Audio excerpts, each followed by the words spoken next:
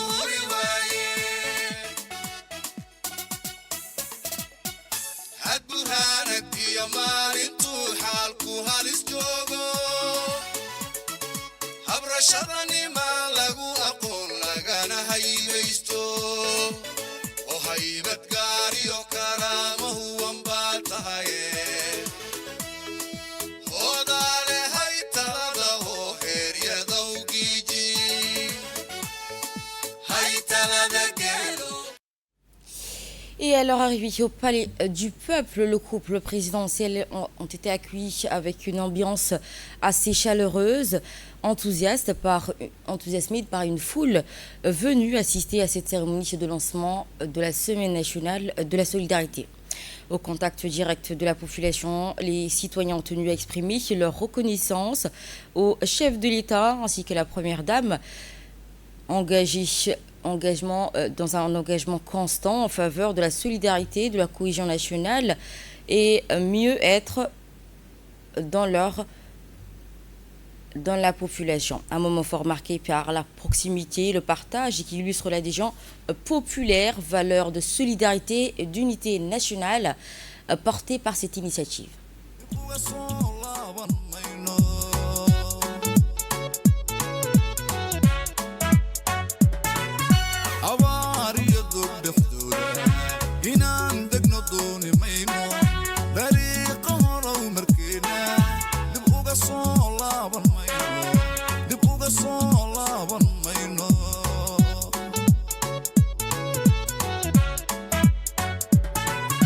degmada iyo dalalka geeska duruufaha maanta jooga nin kale ka dabaalan maaye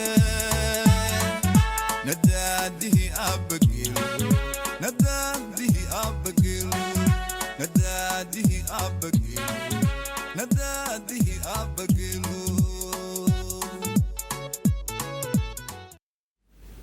Place aux visites des stands de le président de la République, son Excellence Ismaël Omar Guelleh, accompagné de la Première Dame, Khadra Mohamed Haïd, ont visité les différents stands des coordinateurs du ministère des Affaires sociales et des Solidarités représentant les quartiers de la capitale ainsi que les régions de l'intérieur.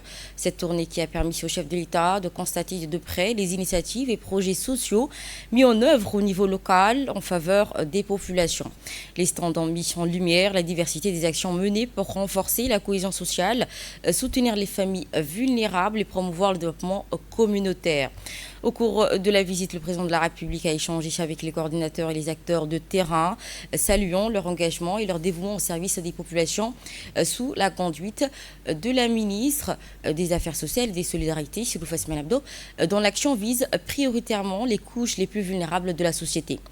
Placée sous le thème de la solidarité, l'édition de cette année entend rappeler que la solidarité constitue un levier stratégique pour renforcer les liens sociaux, réduire ainsi les inégalités et promouvoir une société plus harmonieuse. Cet événement marqué également par le lancement officiel de cette semaine nationale de la solidarité a été une occasion de mettre en avant les missions et stratégies déployées par le ministère des Affaires sociales et des Solidarités en faveur de la cohésion sociale et de l'intégration des populations les plus vulnérables. Parmi les axes majeurs figurant ainsi notamment l'autonomisation des citoyens, le renforcement de la résilience des populations urbaines et rurales, le développement des infrastructures et services sociaux de base mis en œuvre à travers l'ADDS ainsi que la promotion de la formation professionnelle, des programmes d'alphabétisation, à l'accès aux microfinances, au développement des activités génératrices de revenus.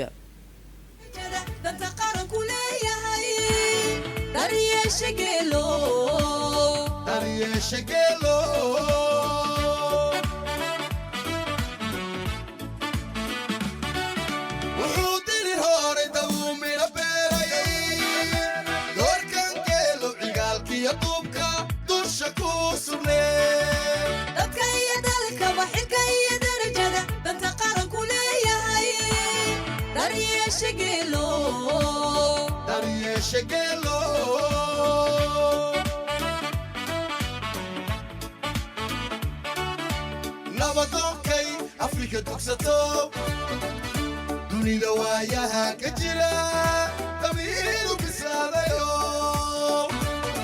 bilcaqabe ayaalow duruufaha taaganiyo dhamaajo kugu tire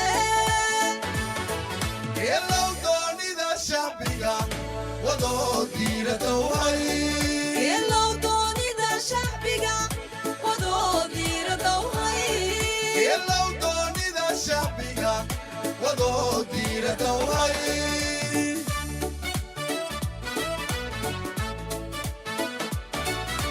nabadoonkay afrika dugsato dunida waayaha ka jira qabiilu bislaadayo bilcaqabe ayaalow duruufaha taaganiyo dhamaajo kugu tire yeelow doonida shacbiga wadoo diiradowhay yeelow doonida shacbiga wadoo diiradowhay yeelow doonida shacbiga wadoo diiradowhay yeelow doonida shacbiga wadoo diiradowhay Ainsi, c'est cette cérémonie qui marque la Semaine nationale de la solidarité qui s'est déroulée dans une atmosphère empreinte d'enthousiasme, rythmée par des prestations remarquables de chants et danses folkloriques présentées par différentes troupes nationales, illustrant ainsi la richesse culturelle de Djibouti. Outre son Excellence le Président de la République et de la Première Dame, l'événement a réuni plusieurs membres du gouvernement, des parlementaires, des représentants des corps diplomatiques, autres organisations internationales, ainsi que des bénéficiaires du projet sociaux, les acteurs de la société civile et de nombreux invités. Les efforts et actions conduits par le ministère s'inscrivent dans un dynamique de consolidation de l'unité nationale, ainsi soutenir les activités génératrices de revenus au profit des populations à faible revenu, à favoriser ainsi le développement durable de plusieurs secteurs socio-économiques. Cette semaine nationale de solidarité qui constitue un symbole fort de l'engagement de la solidarité de l'État dans un cadre privilégié de vulgarisation et des priorités stratégiques du gouvernement. Ainsi, elle offre également l'opportunité de lancer, renforcer et diversifier les programmes sociaux afin de répondre de manière plus efficace aux attentes de la population. Et enfin, donc, le système de protection sociale mis en œuvre par le ministère des Affaires sociales et des Solidarités témoigne de la ferme volonté du gouvernement, de la politique du gouvernement de lutte contre la pauvreté, réduire ainsi les inégalités et de bâtir un capital humain résilient, capable de faire face aux chocs exogènes.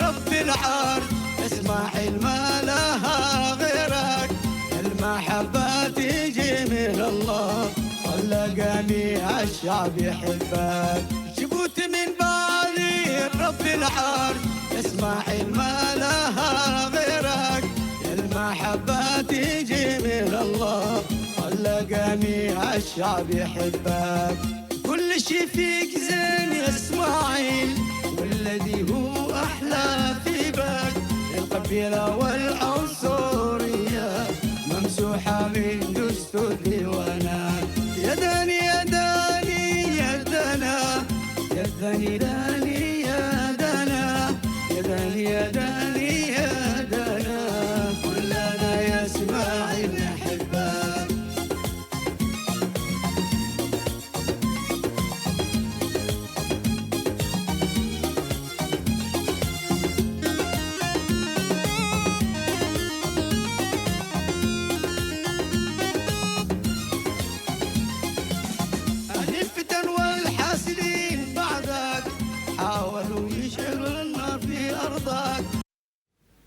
Place au discours officiel à l'issue de cette cérémonie de lancement de la Semaine nationale de la solidarité. Madame la ministre des Affaires sociales et de solidarité est montée à la tribune, adressant ainsi un message fort, mettant en lumière l'importance de la solidarité nationale. Écoutons ensemble son discours.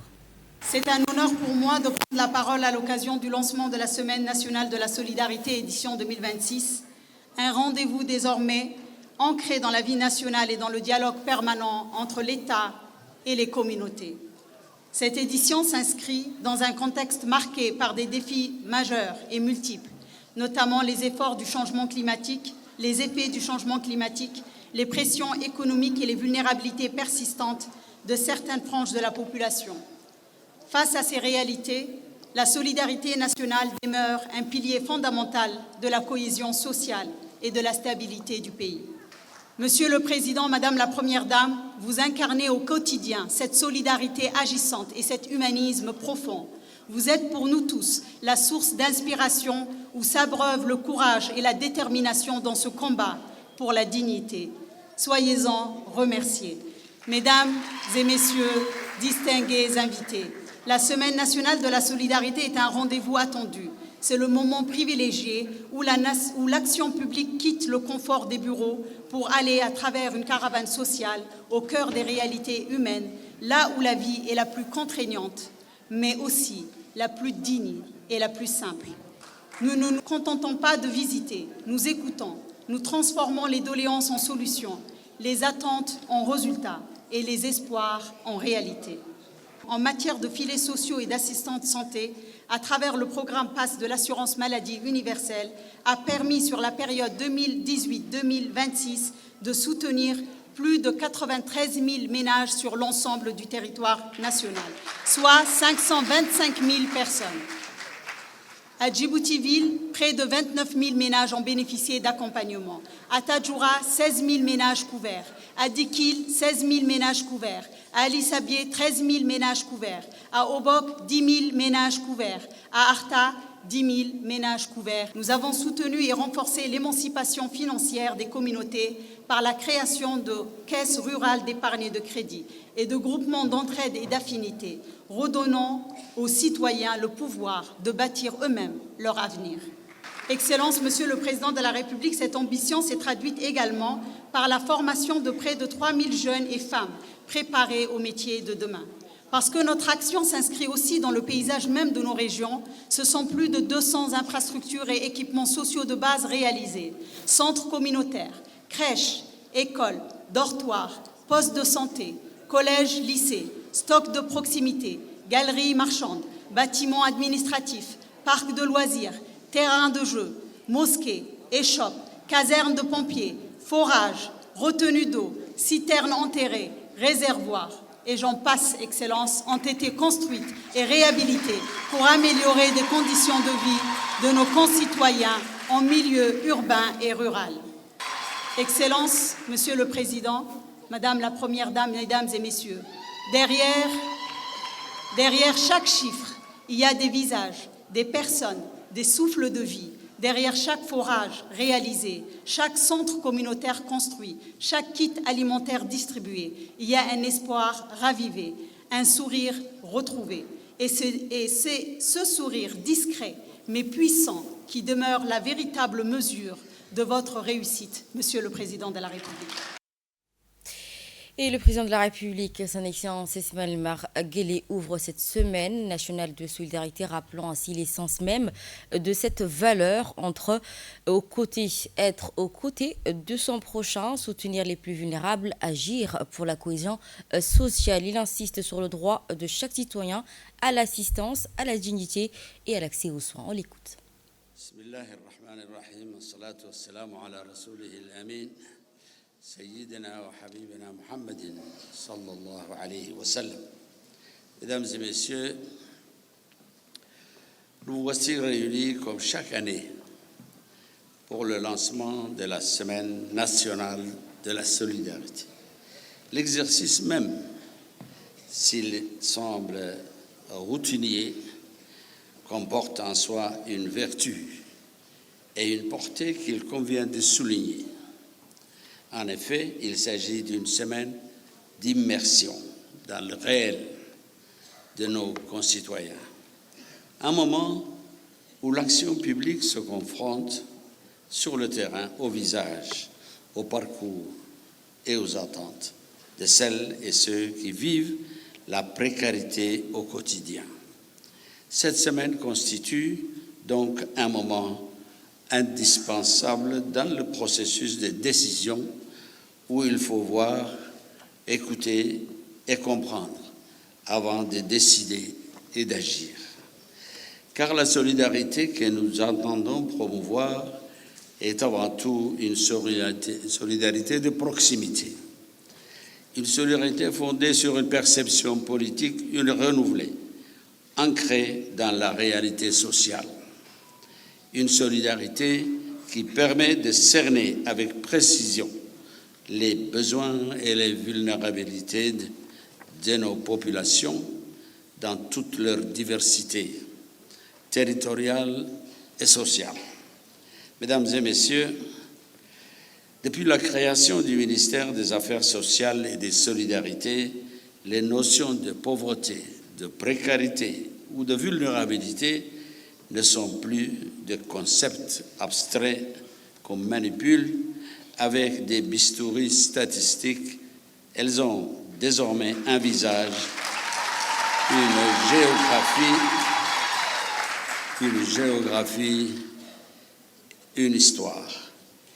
Et c'est là le mérite majeur de ce ministère qu'il nous faut saluer et apprécier à sa juste valeur.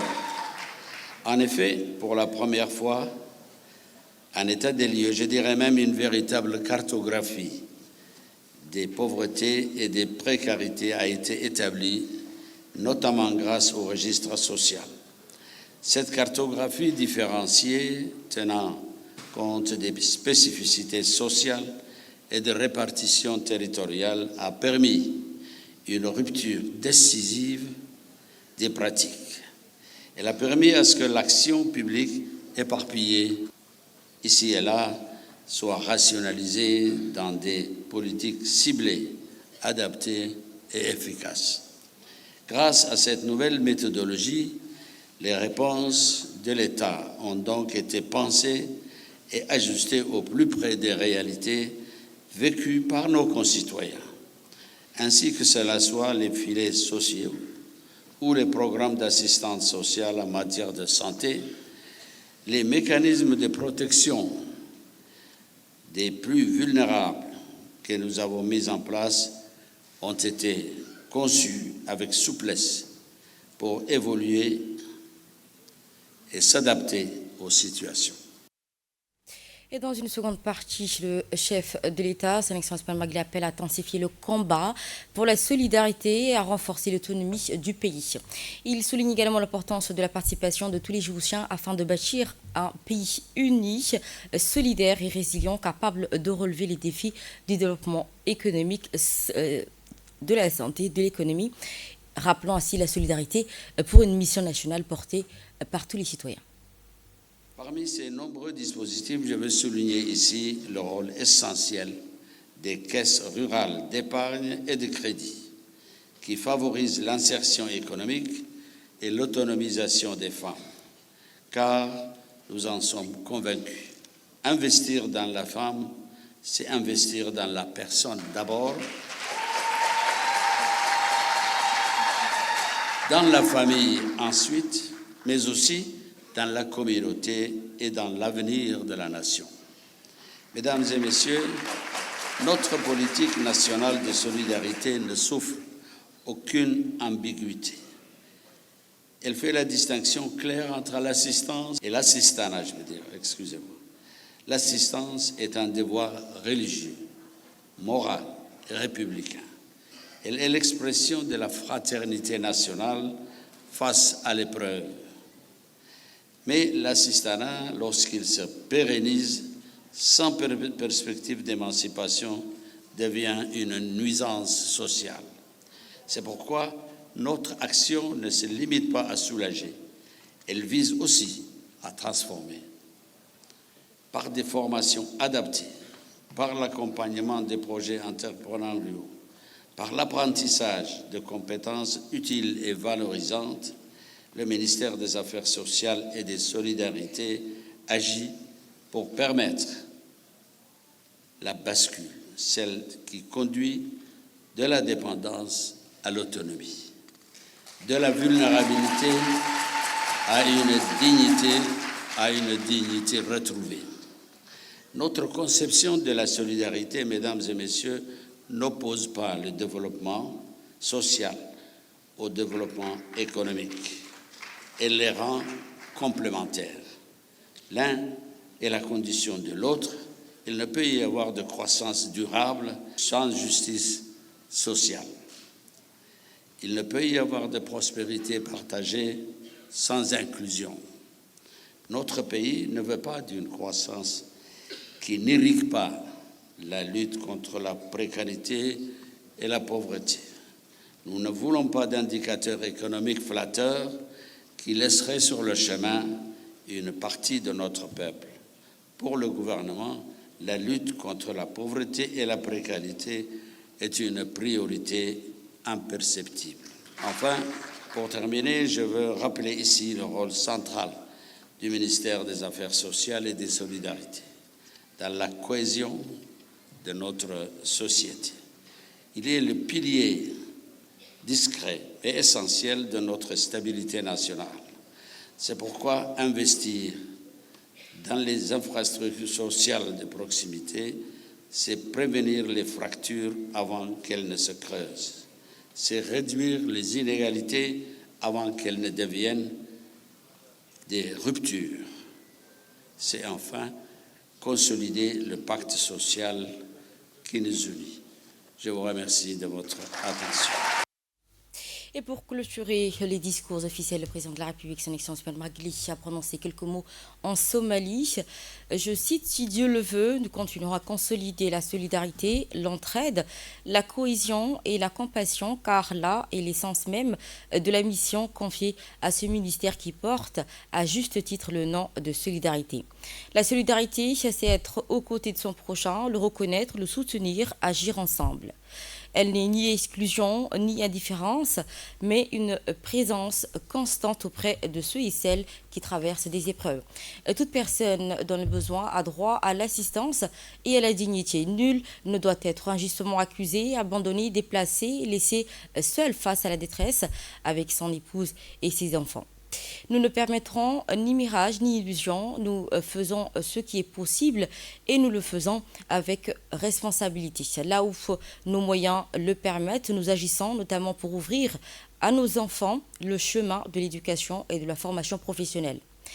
Nous affirmons ainsi avec perfection, car nous sommes humains, il existe des ressources et des capacités, mais aussi des contraintes, également des défis, en particulier dans le domaine de la santé. Pourtant, notre engagement demeure et ne laisse personne dormir dans la souffrance et l'abandon. C'est refuser qu'un père ou une mère soit dans la capacité de soigner ses enfants, c'est faire en sorte que toutes les personnes en situation de vulnérabilité se fassent soigner. Garantir donc à chaque citoyen l'accès aux soins de notre pays est crucial. Nous sommes Djiboutiens et nous le resterons si Dieu le veut. Notre foyer, notre communauté, notre horizon, c'est Djibouti.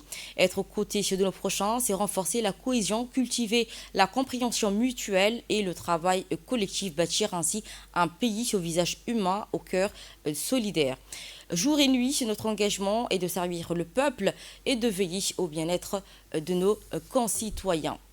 Pour tout ce qui contribue ou améliore la vie de nos concitoyens, je considère comme un résultat positif. Un serviteur de l'État ainsi que les personnes auprès du ministère de la Solidarité. Tant que Dieu nous prêtera vie, nous ne ménagerons aucun effort pour notre pays. La solidarité est en marche, les orientations sont claires et le travail avance. Ensemble, nous irons plus haut, plus loin. Que la paix, la miséricorde et la bénédiction de Dieu soient sur vous. Fin de citation.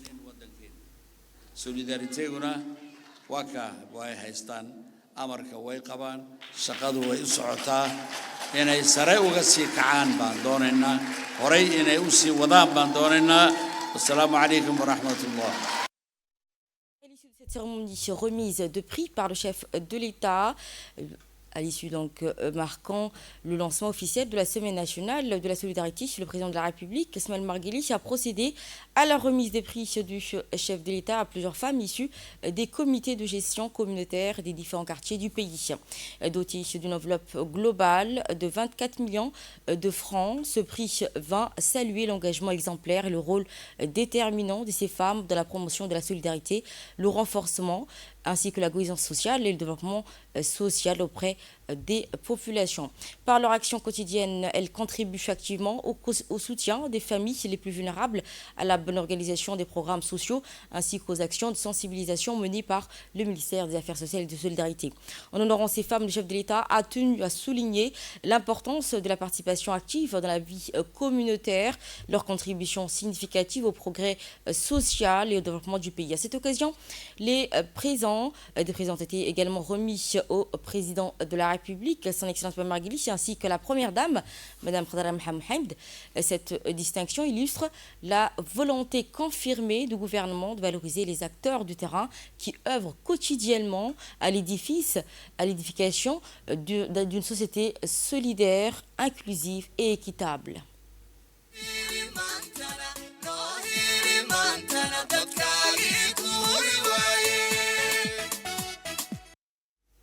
Diplomatie à présent, le chef de l'État, son Excellence Mme Margueli, a reçu aujourd'hui, en fin de matinée, le nouveau chef d'état-major général des forces armées, général Fabien Mondon, en visite officielle à Djibouti.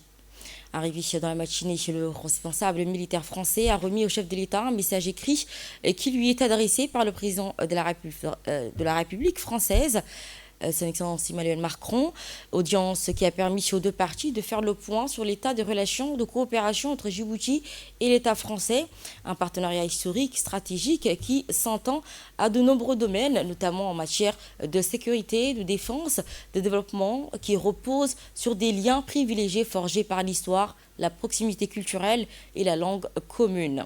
Les échanges ont également porté sur des défis actuels émergents auxquels font face ce partenariat stratégique global dans un contexte marqué par des profondes mutations géostratégiques au niveau régional et international.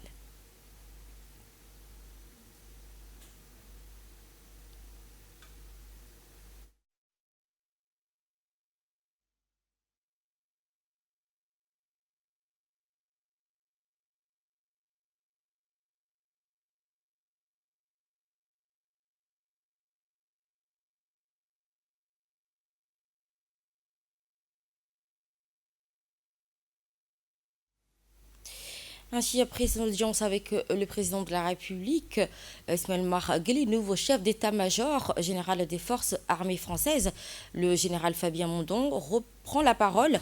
Il revient ainsi sur l'état des relations de coopération entre Djibouti et la France, un partenariat stratégique, historique en matière de sécurité, de défense et de développement. Écoutons ainsi le général.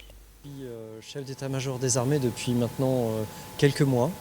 Le président Macron m'a désigné comme son chef d'état-major des armées et il me paraissait essentiel dans des temps troublés de venir très vite à Djibouti parce que notre partenariat de défense, mais le partenariat plus large entre la France et Djibouti est fondamental, il est historique.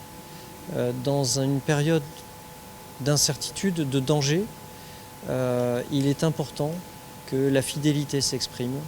C'est le témoignage d'une relation proche, d'amitié sincère, d'engagement personnel au plus haut niveau de nos États pour faire vivre une relation historique. Eh bien, Djibouti est géographiquement situé à une place stratégique, la convergence de beaucoup d'enjeux politiques, économiques, militaires. Et la France et Djibouti partagent de nombreux défis.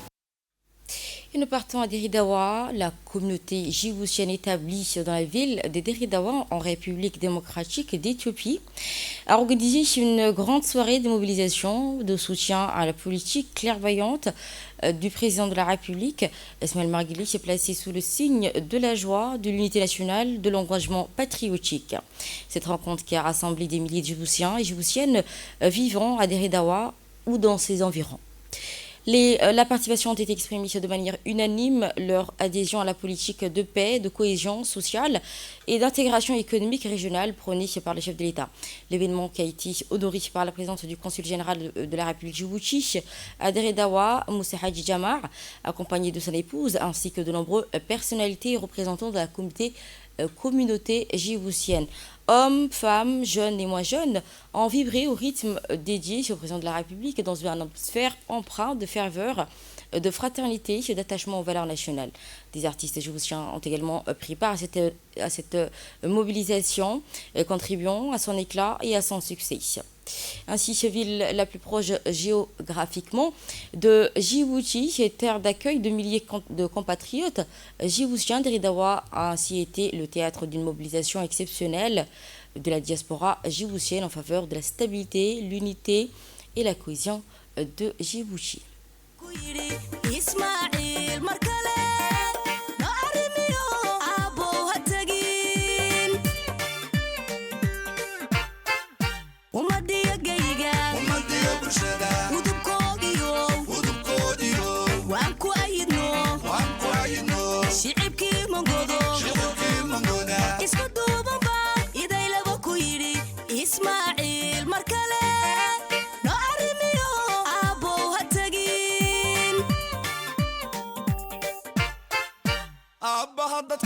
dalkiisaba anfacay waan aamino maantana inaan ugu celino hilka loo igmado annaga rabne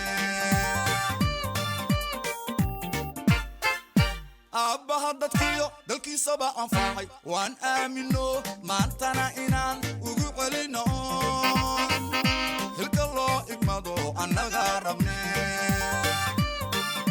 agagarkayo geeska afrikada oralka kashidan markaan eegnayba ismaaciil markale ugu celinayo usha qaranka iyo xilka loo igmaday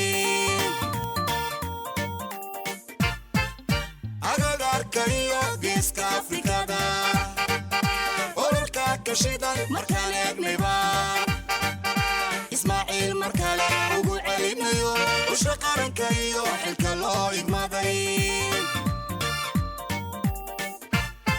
dunida idilkeed orabiyo indhayar ayuu nagu xidho ilihii nimcadu waa kuwa ife awar lagaga baxay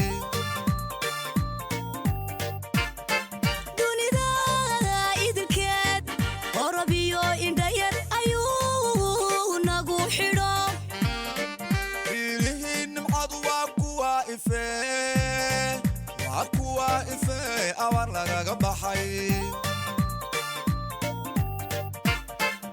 fidmadaha ibliis soo afuufayu ood nooga yahay arladiyo geyga kartiyo aqoon hebasiiyagu ku ilaaliya ummadii degmada kajoriyo intii mongoda ku nool. Un extrait d'une interview exclusive du ministre de l'économie et des finances, alors que la République de Djibouti affirme ses ambitions sur la scène internationale. Le ministre des Finances et de l'économie, Ilyes Moussa Dawalé, nous livre une interview exclusive, industrialisation verte, plan national ADEC et position ferme sur la géostratégie géopolitique et position ferme régionale. Tiens, monsieur le ministre, quels sont les engagements du gouvernement djiboutien et les axes stratégiques du plan national de développement PND 2025-2030 pour valoriser la jeunesse comme levier de croissance économique, d'innovation et de développement humain? Très bien. C'est la jeunesse, l'objectif numéro 1 du chef de l'État, du président de la République. C'est la priorité numéro 1 du gouvernement. Mais c'est également l'avenir de Djibouti. La jeunesse, nous sommes en train de vivre une période intéressante en termes de transition démographique.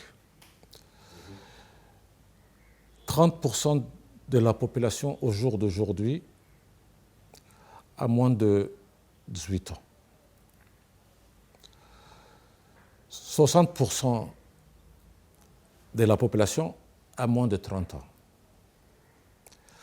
Donc nous sommes en train de vivre une période de transition démographique très favorable pour Djibouti. Le taux de mortalité infantile a baissé. L'espérance de vie a augmenté. Tout cela converge vers une transition démographique positive. Mais tout cela veut dire aussi une demande particulière, ou en tout cas un objectif représente un défi, c'est-à-dire comment conduire cette transition démographique pour la rendre productive, comment offrir des perspectives pour cette tranche d'âge aujourd'hui majoritairement jeunes qui sont dans les écoles, qui sont dans les universités et qui sont sur le marché du travail. C'est un extrait de l'interview du ministre des Finances et de l'Économie. Régional à présent, l'Union africaine dénonce à nouveau l'exclusion de l'Afrique des sièges permanents du Conseil de sécurité de l'ONU.